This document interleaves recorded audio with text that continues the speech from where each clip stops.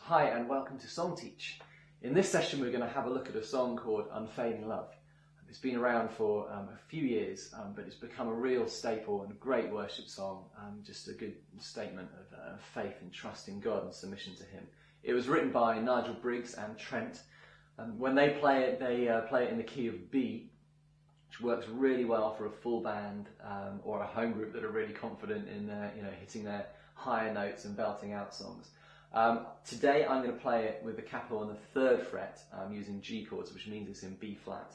If you want to play along with the recording, then just put your capo on the 4th fret and you can use these chords. Also, if you're a female worship leader, or if you lead in a home group that's maybe got slightly lower register, then you can actually just play it open just using the G chords. I like to bring it up a little bit, so like I say, I'm on the 3rd fret, which just takes a slight bit of the edge off some of the high notes, and just lets people sing a little bit within their comfort zone and not feel so exposed. So let's have a look at the verse, the pre-chorus and the chorus, because they all use very similar chords, largely just going between a G, just like that, and a C. And there's also a G over B in the pre-chorus on the 3rd line. It just drops down to a G over B on the Your Love is an Anchor, and then back up to a C in the pre-chorus.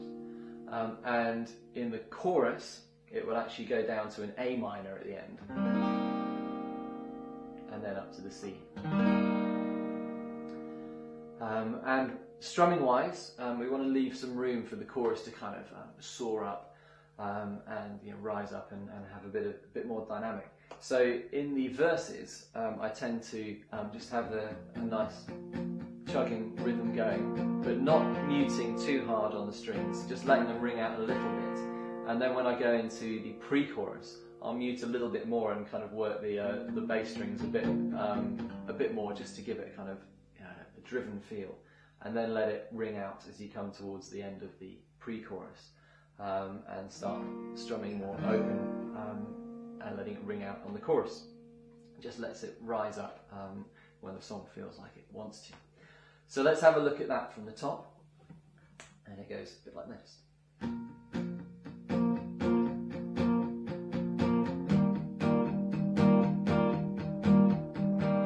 Wait and hope for you, our shelter and our truth, 'cause you are always faithful to your word.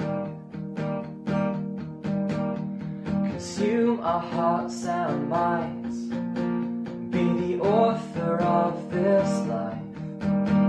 Your kingdom come, your will be done. And in these times of doubt and sorrow, people need a hope to cling to. Your love is an anchor in the storms of life, forever faithful, unfailing love. You never let us down, your promise is alive.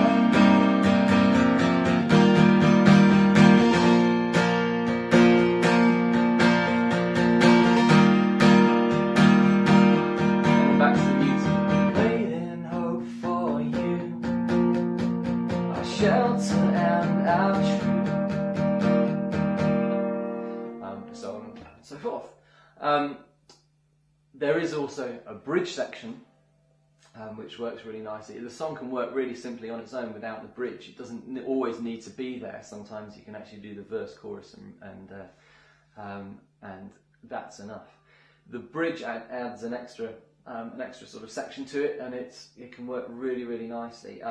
Very simple. It just goes an E minor to a D on the guitar and to a C, and that repeats 3 times. And then on the last line, when it sings God's love remains, you'll have an E minor, God's to a D, and then the A minor again, and up to that C, like it does at the end of the chorus, which just brings you nicely round to the Trent guys like to do a section of oh-oh-oh-ohs on it, which have become quite well known. Some people refer to the song as the oh-oh-oh song, which just goes between the G and the C for the oh-oh-ohs.